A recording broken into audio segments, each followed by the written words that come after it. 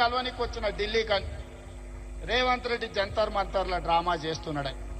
నేను అడగదలుచుకున్న మా బలహీన వర్గాల సోదరులకు, అయ్యా మన దీక్ష వాళ్ళకు ఒక డ్రామాలాగా కనిపిస్తుంది.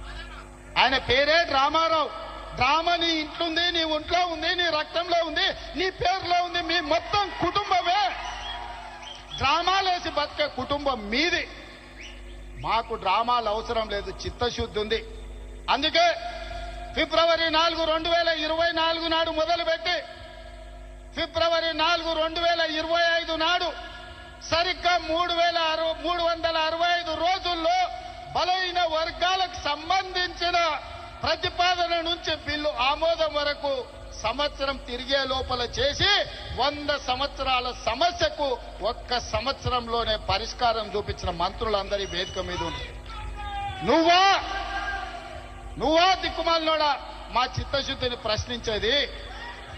నీ దిక్కుమాలిన మాటలు, నీ దివాలకోరు విధానం, బండకేసి కొట్టినా 100 మీటర్ల గోతి తీసి పాతి పెట్టిన మీ బుద్ధి మారలేదు, మీ ఆలోచన మారలేదు.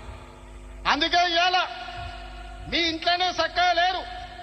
ఒకరు బీసీకి అనుకూలం అంటే ఇంకొకరు వ్యతిరేకం అంటారు, మూడోగా ఆయన మధ్యస్థం అంటారు. నేను అటు కాదు, నేను ఇటు కాదు అంటాడు. ఈయన ఈ అటు ఇటు కానోడు కూడా నా గురించి మాట్లాడతాడు. అందుకే మిత్రులారా, ఇవాళ మన చిత్తశుద్ధిని ఎవడు ప్రశ్నించలేడు.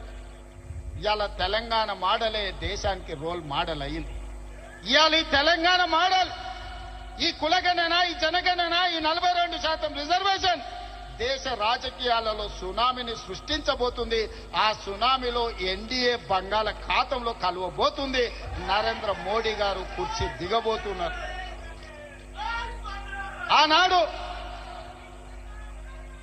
గుజరాత్ లో జరిగిన దుర్ఘటనలతో అటల్ బిహారీ వాజ్పేయి గారు నరేంద్ర మోడీ గారిని ముఖ్యమంత్రి కుర్చీ నుంచి మారుద్దామనుకున్నాడు.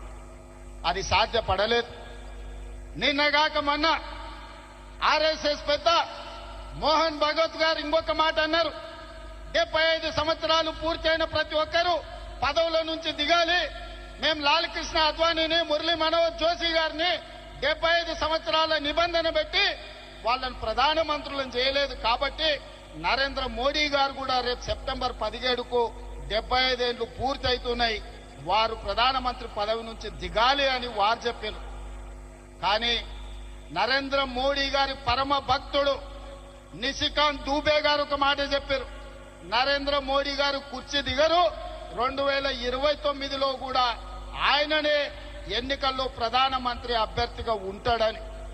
నేను ఒక మాట చెప్పదలుచుకునే వేదిక మీద, నరేంద్ర మోడీ గారు మీరు దిగొద్దు కుర్చీ, 2029 వరకు మీరే ఉండాలి. 2029 ఎన్నికల్లో అటల్ బిహారీ వాజ్పేయి ఆర్ఎస్ఎస్ చేయలేని పని, నరేంద్ర మోడీని గద్దెదించే పని మా సోదరుడు, మా నాయకుడు రాహుల్ గాంధీ గారు,